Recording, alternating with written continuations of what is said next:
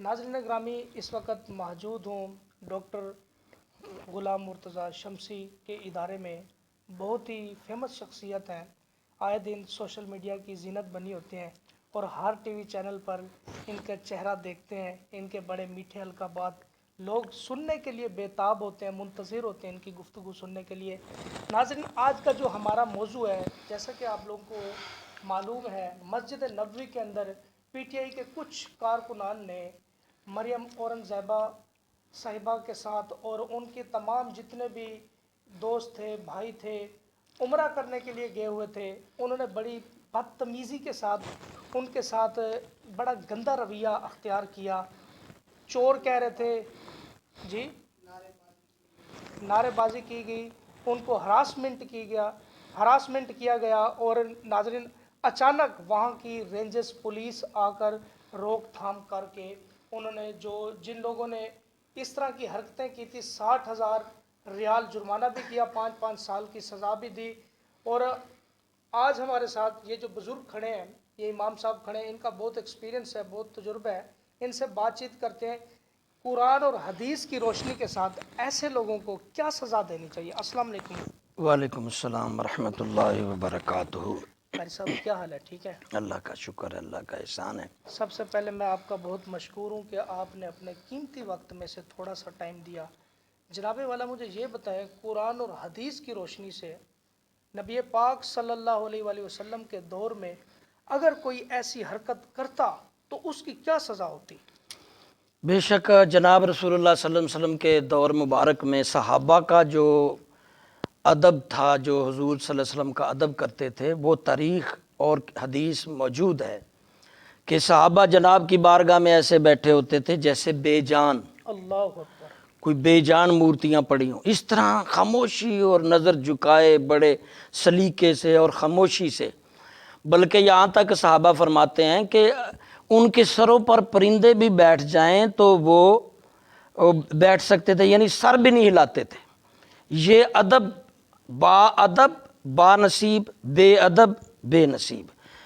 सहाबा इकराम ने अदब करके पाया है, जनाब का अदब करके पाया है। किसी बात से जनाब के बात पे इख्तलाफ नहीं किया और जनाब रसूलुल्लाह सल्लल्लाहु अलैहि वसल्लम की बारगाह में इस हद तक अदब करते थे, इस हद तक उनके अंदर अदब के पहलू थे। और बेअदबी गुस्ताखी का तो सोच भी नहीं सकते। कुफार अलबत्ता बेअदबी गुस्ताखी करते रहे, जनाब रसूलुल्लाह सल्लल्लाहु अलैहि वसल्लम माफ़ भी करते रहे, कुछ बाद में मुसलमान भी हुए। लेकिन जो सहाबा थे उनके दौर में कभी भी हुजूर सल्लल्लाहु अलैहि वसल्लम के साथ बेअदबी या बल्कि एक वो मशहूर वाक़या खादिम हुसैन रज़वी रहमतुल्लाह अलैह बयान किया करते हैं कि जनाब रसूलुल्लाह के एक जंग के मामले में जब आपस में गुफ्तगू हुई तो एक वो उनकी तरफ से दूसरी पार्टी की तरफ से वो हुजूर की दाढ़ी मुबारक को हाथ लगा के कोई सुलह की अपील कर रहा था या कोई अपने नकात जो है वो मनवाने की कोशिश कर रहा था। तो उसने बतौर बेअदबी नहीं, टच किया, वैसे हुजूर की दाढ़ी को ऐसे टच किया। तो उसी बंदे के भतीजे जो सहाबी थे वो पास खड़े हुए थे, जाके उसने उसका अपने चाचे का हाथ पकड़ा और हिलाकर कहा कि अगर हुजूर सल्लल्लाहु अलैहि वसल्लम का अदब का पास ना होता, यानी जहाँ हुजूर हैं, मैं इसलिए खून खराबा नहीं करना चाहता, तो मेरे दस्तों गिरेबान नहीं होना चाहता, ये हुजूर की मौजूदगी का अदब है कि मैंने बस ये हाथ पकड़ लिया है, अगर हुजूर यहाँ ना होते तो मैं तेरा सर उड़ा देता। अल्लाह, यानी हालत तकबीर, नारे रिसालत, नारे हैदरी। हालांकि उसने कोई हुजूर की बेअदबी नहीं की थी, ना ही उसका इरादा था, वो हुजूर की दाढ़ी की तरफ हाथ बढ़ाया। उसने कहा तेरी जुर्रत कैसी हुई। और दूसरा नुक्ता इसमें ये देखें कि वो हुजूर की मौजूदगी का कितना अदब कर रहे हैं कि दुश्मन को भी मार नहीं रहे, अपनों के साथ बद कलामी, अपनों को चोर डाकू कहना, अपनों की किरदार कुशी करना तो दूर की बात है। तो वो हुजूर का दुश्मन जो हुजूर के मौजूदगी में, उसको भी नहीं वो मार रहे कि हुजूर का अदब है इसलिए, वरना मैं तेरा सर उड़ा देता। तो ये उनके अदब का मकाम था। हुजूर सल्लल्लाहु अलैहि वसल्लम की बारगाह में अदब सहाबा से सीखो। और आज भी हुजूर जिंदा हैं, आप रोज़े में हैं, आप देखते हैं, आप सुनते हैं। कोई भी बंदा बंदी अल्लाह के नबी की बारगाह में जाए, ऊंची सांस ना ले, बोले ना, झुकते हुए, महसूस करते हुए آپ دیکھ رہے ہیں، سن بھی رہے ہیں، بڑے ادب سے رہے. اللہ اس قوم فتنہ کو، پی ٹی آئی کو اب اس شر سے نجات دے. اللہ اس کے جو جوان ہے اس کو ہدایت دے. اچھا ناظرین، میری کسی جماعت سے میرا فی الوقت تعلق نہیں ہے، میں نے کوئی پارٹی جوائن نہیں کی. اچھا، مسلم لیگ نون ایک برانڈ ہے، میں سمجھتا ہوں، جانتا ہوں، پاکستان کے لیے بہت کام کیا ہے، لیکن کبھی زندگی میں، لائف میں ان کی اس طرح کی گھٹیا زبان انہوں نے نہیں استعمال کی. کیا مسجد کے اندر اس طرح کی بات کر کے یہ کام کرنا چاہیے تھا؟ اور آپ قرآن اور حدیث کی روشنی سے ہمیں سمجھائیں اور ہمارے ویور کو بتائیں کہ ان کو کیا سزا ہونی چاہیے کم سے کم. کم از کم سزا اس کی جو حضرت عمر فاروق رضی اللہ کے دور میں مسجد کی بے ادبی یا جناب رسول اللہ کے روضے کے پاس شور و غل یا قتال وغیرہ کا جو سزا رکھی تھی 100 کوڑے، اور اس کے لیے 1 سال بدر کرنا، شہر بدر کرنا. تو کم از کم سزا جتنی تھوڑی ہوگی اتنا ہی ٹھیک نہیں ہوگا. جتنی سخت سے سخت سزا دی جائے گی آنے والے لوگ، ہاں جی، آنے والے لوگوں کے لیے یہ عبرت ہوگا. کسی کو آئندہ جرت نہیں ہوگی کہ جناب رسول اللہ کی بارگاہ میں وہ اونچی بھی بول سکے یا بے ادبی کا سوچ سکے. سیاسی پارٹیاں، سیاست بھی ایک عبادت ہے.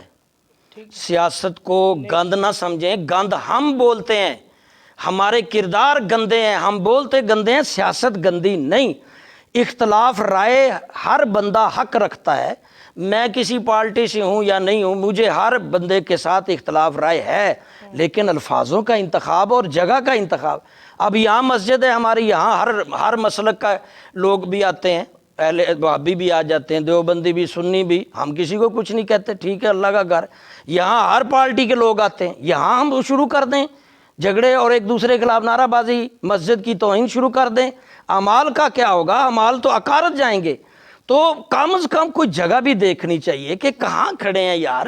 اور پھر چلو مسجد سے باہر بھی اگر آپ بات چیت کرتے ہیں، کوئی اخلاقیات ہوتا ہے، کوئی الفاظ ہوتے ہیں، کوئی اپنا بولنے کا سٹائل ہوتا ہے. اختلاف کریں، اچھے الفاظوں سے کریں، شعور کے ساتھ کریں، سلجھی گفتگو کے ساتھ کریں، نہ کہ یہ پارٹی نے جو چور ڈاکو ایسے بلا وجہ جس کو مرضی جو کہی جا رہے ہیں کری جا رہے ہیں.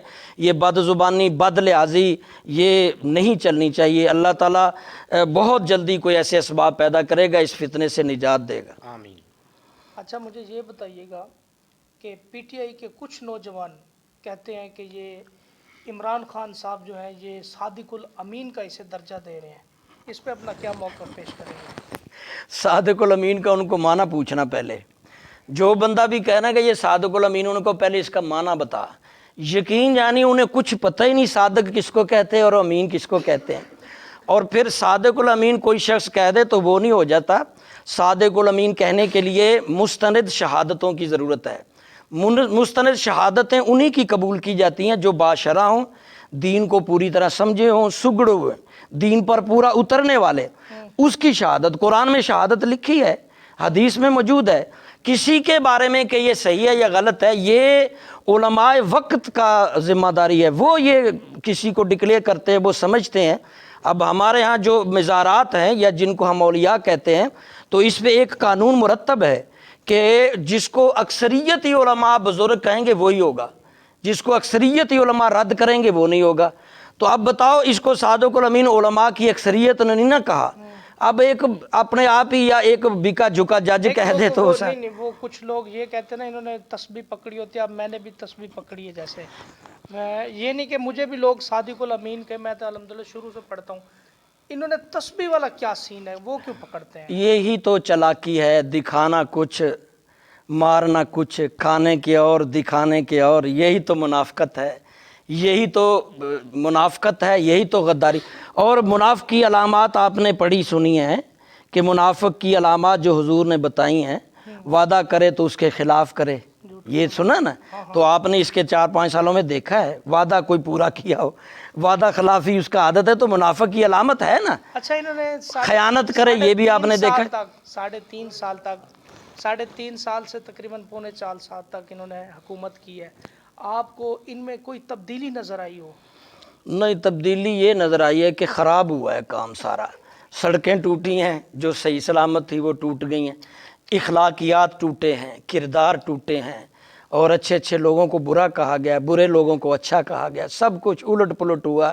وہ کہتے تھے نا یہ طوفان، ہاں جی، سومناتھ جو بڑا طوفان کا نام لیتے تھے، سونامی، تو اس طوفان نے اجاڑے ہیں بڑے بڑے گھر، بڑے رشتے اجڑے ہیں، بڑے بچے خراب ہوئے ہیں، بڑے بڑوں کو بہت تکلیف پہنچائی ہے۔ تو اس کا وبال اور عذاب ملک پہ آیا ہے، قوم پہ بھی آیا، نحوست بھی آئی ہے، بہت کچھ خرابیاں آئی ہیں۔ اللہ سے دعا کرنی چاہیے اور کوشش کرنی چاہیے اپنے بچوں کو سدھاریں، سنبھالیں، اسلام اور اخلاق کا ضرور درس دیں۔ اچھا، میاں محمد شہباز شریف صاحب اس وقت وزیر اعظم بن چکے ہیں، ان کے لیے کیا جملہ پیش کریں گے؟ دیکھو جی، ہماری نظر میں شہباز شریف صاحب کوئی عالم تو نہیں ہے، کوئی نیکوکار، ہم اس کو نیکوکاروں میں ڈکلیئر نہیں کرتے، لیکن جب بہت زیادہ جس میں خرابی ہو اور ایک میں تھوڑی سی کچھ کم ہو تو اور تیسرا کوئی آپشن نہ ہو، دیکھو نا اب اس کے پاس سیٹیں ہیں تو وہ تو شروع سے ہی بن سکتے تھے وزیر اعظم، اگر پارٹی پیپل پارٹی یا مولانا ساتھ دے دیتے تو وہ شروع سے ہی وزیر اعظم تھے، ان کو تو موقع ملنا ہی نہیں تھا، پنجاب میں بھی تھی، لیکن انہوں نے ساتھ نہیں دیا، جس کی وجہ سے ان کی اکثریت ہے، اب بھی ہے۔ تو وہ باقی سیاستدانوں کی نسبت علماء کو نکال کر کچھ قدرے بہتر ہیں، کم سے کم حیا سے تو بولتے ہیں، ادب سے تو بولتے ہیں، عوام کی خیر خواہی، عوام کے اندر تک جو ان کے دکھ درد سمجھتے ہیں، تو کم برائی کے ساتھ قبول ہیں۔ اچھی برائی والوں جو جن پہ بالکل برائی نہیں ہے، انسان تو ویسے فرشتہ نہیں ہے۔ مولانا صاحب، میں آپ سے ایک سوال کرنا چاہتا ہوں، سچ بتائیں گے؟ بالکل بتائیں گے؟ کون سی پارٹی کو سپورٹ کرتے ہیں؟ میں تو پارٹی اس وقت تو پچھلے جو الیکشن میں سوال تھوڑا سا یاد کر لیں۔ میں سپورٹ تو میرا ووٹ تو نون میں ہی گیا ہے، کیونکہ اس کا کوئی متبادل اس وقت تھا نہیں۔ اب تحریک لبیک آئی ہے، کچھ علماء آگے بڑھے ہیں تو انشاءاللہ مستقبل میں دیکھتے ہیں، علماء کو ہی سپورٹ کرنا چاہیے، لیکن اس وقت یہ نہیں تھی جب ہم نے ووٹس کاٹ دیے، تو باقی جماعتوں کی نسبت یہ ذرا کچھ اخلاق کردار کے بہتر تھے، خاندانی امیر تھے، کھلانے والے تھے، کھانے والے نہیں تھے، دینے والے تھے، مانگنے والے نہیں تھے۔ قادری طاہر القادری کو بہت کچھ دیا، ان کو بھی دیا، یہ سارے انہی کے نوازے ہوئے ہیں، یہ انہی کے چمچے قادری کڑچے صاحب ہیں۔ سن کے پھر وہ آپ کو کال بیک کر دیں گے، کیا میرا کیا کہہ رہے ہو؟ ڈاکٹر طاہر القادری صاحب اب چلے گئے، اب نہیں آتے انشاءاللہ، وہ نا ٹینشن ختم کر گئے۔ تو باہر کا یہ سارے انہی آپ کو شاید پتہ ہو کتنی کروڑ لے گیا تقریباً، یہ بھی بتا دیں آج۔ بھائی اپنا ان کا تو طاہر القادری کو سپورٹ کرنے والے یہی ہیں، عمران خان کو بھی یہی سپورٹ کرنے والے ہیں، یہ کینسر کا اسپتال لاہور کا۔ وہ تو کہتے ہیں ان کے جسموں میں سے بو آتی ہے۔ بھائی وہ جو غریب ہوتا ہے، بھکاری ہوتا ہے، وہ مالداروں کو دیکھ کے جیلتا تو ہے نا، جیلسی تو کرتا ہے۔ ماڑا آدمی، غریب آدمی جو خوددار نہ ہو، اس کی بات کر رہا ہوں، وہ امیروں کو دیکھ کر جلتا ہی رہتا ہے، جلستا ہی رہتا ہے، حسد کرتا ہی رہتا ہے۔ تو یہ بیچارہ خاندانی عمران خان ماڑا آدمی ہے، اچھا، مجھے تو اس نے جلنا سڑنا ہی، اور کیا۔ میرے فین نے میرے سے ریکویسٹ کی تھی کہ واجد بھائی کبھی بھی آپ طاہر القادری کے متعلق اگر گفتگو کریں تو ایک سوال یہ کرنا ہے عالم دین سے کہ اس نے جو داڑھی ہے امیتابھ بچن کی طرح کیوں رکھی ہے؟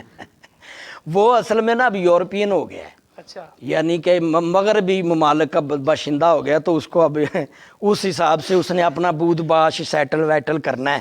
ویسے تو سب کو پتہ ہے سنت ایک موٹھ ہے، ایک موٹھ سے زیادہ آپ کاٹ سکتے ہیں، لیکن انہوں نے اپنا جو حلیہ شلیہ یہ ڈرنے کے لیے، کیونکہ یہودیوں میں زیادہ بیٹھنا ہے اس نے، یہودی جو لیڈر ہیں یا مذہبی لوگ ہیں، عیسائی ہیں، ان کا بزنس ہی باہر زیادہ چلا گیا۔ آپ کو پتہ ہے کینیڈا جو شہریت دیتا ہے، جہاں آپ گئے ہیں وہ قادری صاحب، تو $1 کروڑ دیا تو ان کو شہریت ملی ہے۔ جی نیشنلٹی نیشنلٹی اس کو ملتی ہے جو یہاں سے کروڑوں لے کر جائے، اس کو ملے گی، یا کوئی سٹڈی کے لیے جاتا ہے تو بعد میں سیٹل ہوتا ہے۔ تو وہ جس ماحول میں چلے گئے اس ماحول کا بننے کی کوشش کر رہے ہیں۔ کسی گوری کے ساتھ ادھر شادی کر لے پھر بھی تو وہ نیشنلٹی دے دیتے ہیں۔ وہ شادی بھی کی ہوئی ہے طاہر القادری نے؟ نہیں، ابھی ایسی خبر تو نہیں آئی، کیونکہ اب وہ جس ایج میں چلے گئے وہاں شادی کرنا بربادی والی بات ہوگی، ان کو شادی اب نہیں کرنی چاہیے۔ دو ینگ بچے ہیں، اپنے بیٹے کا کرے شادی، اور لوگوں کی کرائے، لیکن وہ کیونکہ ماحول اس یورپ کو اس نے پسند کر لیا ہے، وہاں کا شہری بن گیا، تو اس ماحول کو اپنا کر۔ شیخ رشید صاحب اور عمران خان صاحب ریکویسٹ کر رہے ہیں، اسے واپس ریپیٹ کر رہے ہیں بلانے کے لیے کہ آپ نے آگے جلالی خطاب کرنا ہے۔ اب وہ پرانی بات نہیں ہوگی، وہ کہتے ہیں کہ ایک سوراخ سے بار بار مومن نہیں ڈسا جاتا، وہ پہلے انہوں نے ڈس لیا ہے نا، تو اب دوبارہ یہ گیم نہیں ہوگی انشاءاللہ. آئیں گے تو پھر سیدھا جائیں گے نہیں شیخ رشید حوالات میں. شیخ رشید صاحب سننے میں ایک ذرا ایسے کہ وہ تو لنگی پا کے تیاری کرتا پیا کہ میں آنا ہے توتی باندھنا پیا ہے. نہیں اب وہ ادارے نیوٹر ہیں. پہلے ان کی سپورٹ تھی اداروں کی, پہلے وہ پہیے لگے ہوئے تھے اداروں کے, اس کے اوپر بیٹھ کے یہ ایک سارا آپ کچھ یعنی کر کہ رہے. پاکستان انشاءاللہ ترقی کرے گا, ادارے نیوٹر رہیں گے, عدلیہ بھی نیوٹرل ہے اور آرمی بھی. انشاءاللہ یہ نیوٹرل رہے تو ملک آگے چلے گا. پہلے بھی جب نیوٹرل تھے نواز شریف کے دور میں ملک بڑھ رہا تھا. جب وہ بیچ میں گھسے ہیں تو عدالتوں نے بھی غلط فیصلے کیے ہیں. وہ ساکم نثار کل بھی ملنے آئے ہوئے تھا چاچے عمران کو. ہاں میرا چاچا اچھا وہ عمران, فنڈ کا کیا بنا ڈیم جو بنا رہا تھا وہ کچھ لے گیا, کچھ ادھر ادھر پڑے ہوں گے. وہ اس نے بھی تو شہریت وہ تو لینی تھی کہتا تھا 2022 تک ایک ایک بوند بھائی. اس نے بھی ادھر $1 دینا تھا تو شہریت ملنی تھی نا. اس نے بھی ادھر جا کے شہریت لی ہے. یہ سارے بڑے بڑے جو بیوروکریٹ ہیں, خاص کر بڑا وہ زیادہ تر جو بد اخلاق ہیں, خاص کر جن کو آخرت کی فکر نہیں, جنہیں کوئی اخلاقیات اچھا نہیں, وہ پی ٹی باہر آئی ہی کے جاتے ہیں. ٹائیگر جو ہے وہ ہمیں آپ کمنٹس میں گالیاں دیں گے, کچھ بری باتیں کریں گے, ان کے لیے بھی کچھ میں کہتا ہوں نیک میں کہتا ہوں یہ میں تو خود بڑا کئی دفعہ اب میں نا نیچے کمنٹس پڑھتا تھا. موبائل پہ کوئی بیان آیا مولانا فضل الرحمان صاحب کا آ گیا, کسی بھی عالم کا یا کسی اچھی پارٹی کے بندے کا, تو نیچے میں دیکھتا تھا کہ وہ جتنے یہ ہے نا یوتھیے لڑکے, وہ نیچے گالی تیری ماں نو ہیں جی, تیری بہن ہیں جی, بہت نکالتے تھے. تو میں نا ٹینشن میں آ کے میں نے اب نیچے کمنٹس پڑھنے ہی بند کر دیے. وہ اب ایک نقطہ آخری جو بات ذہن میں رکھیں کہ اگر کوئی گالی دے اس کی نیکیاں ضائع ہوتی ہیں, اور گالی سننے والا اس کے جواب میں گالی نہ دے اس کی نیکیوں میں اضافہ ہوتا ہے. آپ صلی اللہ علیہ وسلم کی موجودگی میں دو صحابہ کی آپس میں کچھ تکرار ہوئی تو ایک صحابی چپ رہے, غالباً ابو بکر صدیق تھے, چپ رہے تو دوسرا بولتا رہا. جب وہ چپ اپنی توڑ کے اس کی طرح سخت بولنے لگے تو آپ نے کہا یہ اچھا نہیں کیا. جب تک آپ چپ تھے مد مقابل گالی یا برا لفظ بول رہا تھا تو اس کی نیکیاں تمہاری طرف منتقل ہو رہی تھیں اور اس کے گناہ بڑھ رہے تھے, تمہاری نیکیاں بڑھ رہی تھیں اور فرشتے تمہاری طرف سے جواب دے رہے تھے. سبحان اللہ. اب جب تم بول پڑے ہو فرشتے بیچ میں نکل گئے, تو لہٰذا گالی کا جواب گالی نہیں دینا چاہیے. جو بد اخلاقی یہاں کرتے ہیں تو اس کا جواب کوئی نہ دے اس کا, کیونکہ یہ ان تربیت یافتہ لوگ ہیں, یہ خاندانی لوگ نہیں ہیں. اکثر لوگ ان میں سے پاپا کوئی اور ہوتا ہے, ماما کوئی اور ہوتی ہے. اکثر جو ہے نا یعنی کہ وہ آپ ان تربیت یافتہ اپنا ڈی این اے چیک کروائیں. نہیں, خالی یہ نہیں کہ فادر مدر مختلف ہوں تو یہ اس طرح کے بچے جنم لیتے ہیں. یہ بھی ذہن میں رکھے کہ حرام کی کمائی کھانے والا بھی اس طرح کا ہو جاتا ہے. اور آخری جو ٹاپک ہے وہ یہ کہ ماں باپ جب بے توجہی سے بچوں کو جیسے مرضی لڑکیوں کے ساتھ, لڑکیاں لڑکوں کے ساتھ بھاگنے دیں گے تو اس طرح کے ماحول میں جائیں گے تو اس طرح بھی گندے. اس کا اشارہ تو پی ٹی آئی والے سمجھیں گے عمران خان کو آپ جواب دے رہے ہیں. نہیں تو عمران خان ہی تو سارا گند ڈالا ہے, انہوں نے تو یہ سارے پیدا کیے ہیں. وہ شہباز شریف نے جو لیپ ٹاپ رکھے ہوئے تھے نا کہ جو بچے اچھے نمبر لیں گے, میرے بچے نے اچھے نمبر لیے کہ مجھے لیپ ٹاپ ملے. میں بیٹا وہ چلے گئے جو بچوں کی حوصلہ افزائی کرتے تھے, تو وہ جتنے لیپ ٹاپ پڑے ہوئے تھے انہوں نے سارے ینگ لڑکے کو گفٹ کر کے ساتھ ان کی منتھلی لگائی, لو بھی بیٹھو تم گالیاں نکالو, جو بھی بیان آئے نا اس کی گالیاں. وہ سب کی ٹریننگ ہے. کوئی لیپ ٹاپ ملا ہو, کچھ ملا ہو؟ اس کی حکومت میں کیا ملا, پڑھائی کوئی نہیں ہوئی, بچے ہوں جی پاس پوس ہو گئے نا. اس کی حکومت میں کچھ بھی نہیں ہوا, کچھ بھی نہیں, بربادی آئی ہے. یہ تباہی خان اس کا نام ہے, میں نے 8-10 نام چوز کیے. تباہی خان عمران خان صاحب کا نام آ گیا. ناظرین کچھ گفتگو ایسی تھی, ہنسی مذاق والی بھی تھی. آپ لوگوں نے سیریس کمنٹس کرنا ہے تاکہ کسی کا دل نہ ٹوٹے. حق اور سچ کی ہمیشہ سے جنگ لگتی آئی ہے اور ہمیشہ لگتی رہے گی بھائی. آپ لوگوں نے جواب دینا کمنٹ سیکشن میں. ملتے ہیں نیکسٹ پروگرام میں, تب تک کے لیے اللہ نگہبان.